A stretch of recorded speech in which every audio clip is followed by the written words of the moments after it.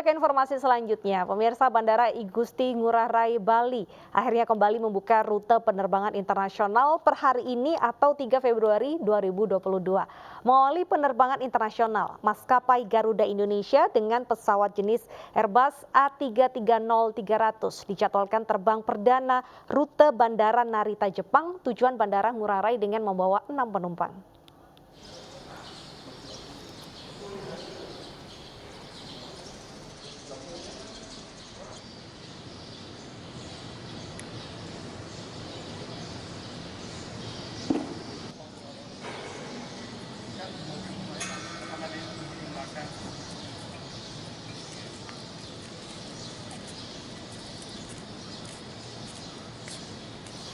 Sejumlah fasilitas pendukung telah disiapkan, termasuk peningkatan berbagai layanan di lingkungan Terminal Internasional Bandara Ngurah Rai. Pesawat Garuda Indonesia dengan rute dari Bandara Narita Jepang, tujuan Bandara Ngurah Rai diperkirakan tiba pukul 16.35 waktu Indonesia bagian tengah.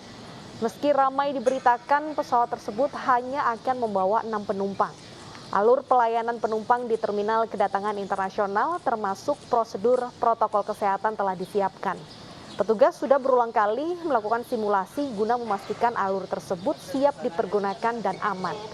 Karena penerbangan dengan rute dari Bandara Narita Jepang tujuan Bandara Ngurah Rai merupakan penerbangan komersial reguler perdana internasional ke Bali, pengelola bandara telah menyiapkan inaugural flight dengan perayaan water salute.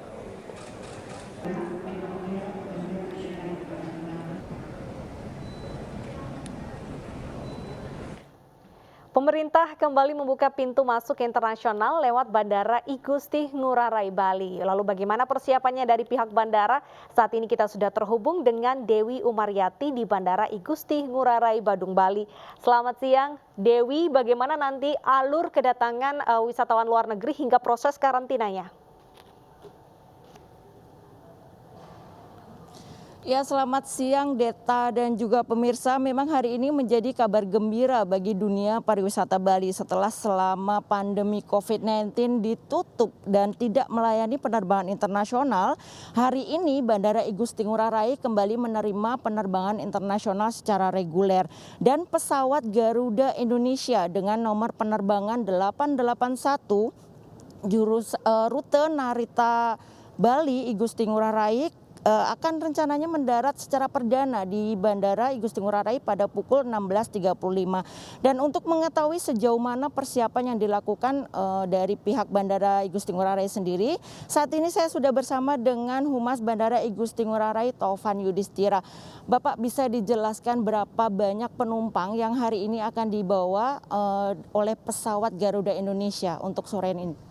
Untuk planning pax yang kami terima hari ini itu Garuda Indonesia 881 rute Narita Denpasar itu planning pax yang kami terima sebanyak 9 orang.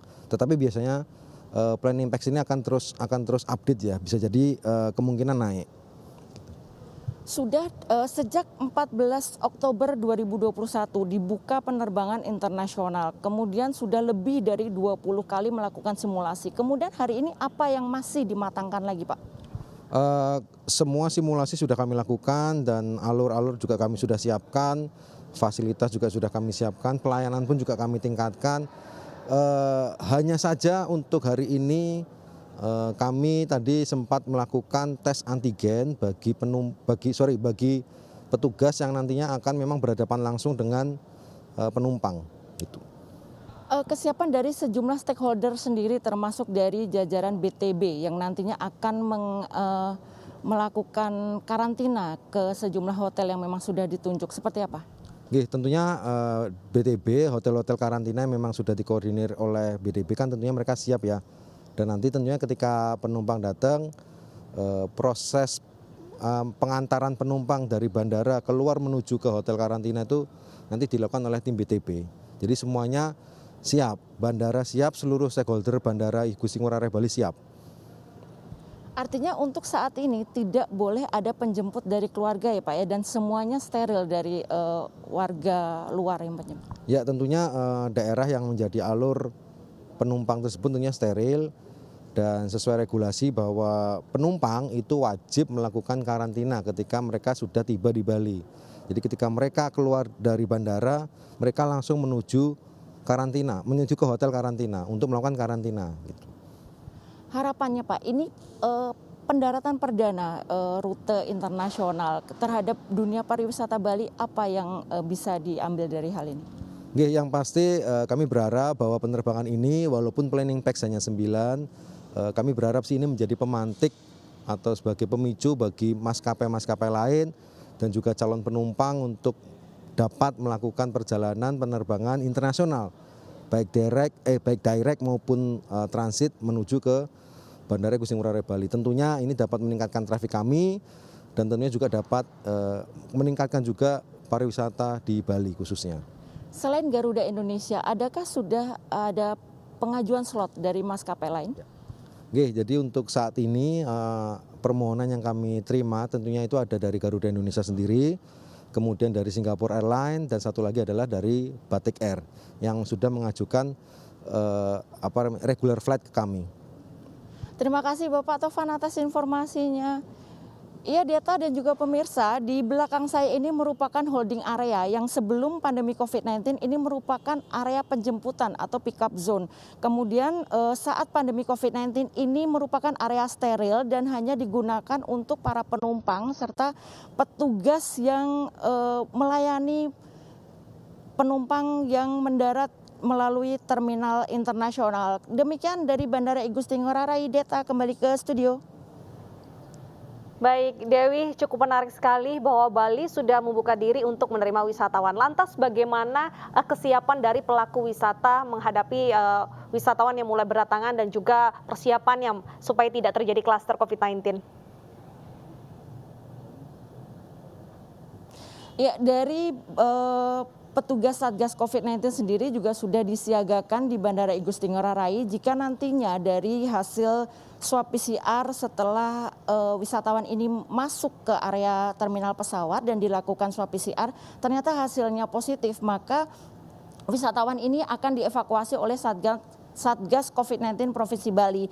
Sementara jika nantinya hasilnya negatif, maka akan dibawa oleh jajaran dari Bali Tourism Board yang bertugas untuk membawa mereka ke lokasi hotel karantina sesuai yang dipesan sebelum wisatawan ini berangkat menuju Bali. Seperti itu Deta, dan memang sudah disiapkan sejumlah ada 5 hotel bubble yang sudah disiapkan dengan jumlah kamar sekitar 447, termasuk masih ada puluhan hotel lainnya yang ada tersebar di seluruh Bali, termasuk di wilayah Sanur, Ubud, Kuta, Nusa Dua, untuk melayani mereka yang melakukan karantina, sehingga harapannya dengan hal ini pariwisata Bali kembali menggeliat dan perekonomian masyarakat Bali kembali berangsur pulih, Deta.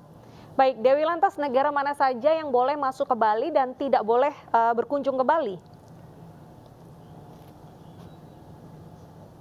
Sampai saat ini belum ada informasi terkait negara mana yang diperbolehkan untuk masuk dan dilarang untuk masuk, karena dari surat edaran yang terbaru menyebutkan bahwa Bali masih menerima untuk seluruh pelaku perjalanan luar negeri, dan hal ini tentu disambut baik oleh pelaku pariwisata dan seluruh stakeholder, sehingga harapannya tidak hanya larangan dari negara yang dilarang untuk masuk ke Bali, karena memang dari segi protokol kesehatan saat berangkat sebelum ke Bali sampai tiba di Bali sampai akhirnya menjalani proses karantina pun dijalani dengan sangat ketat, dan harapannya juga persyaratan untuk masuk ke Bali juga sudah mulai diperingan dengan sebelumnya syarat asuransi dari 100.000 US dollar diturunkan menjadi 30.000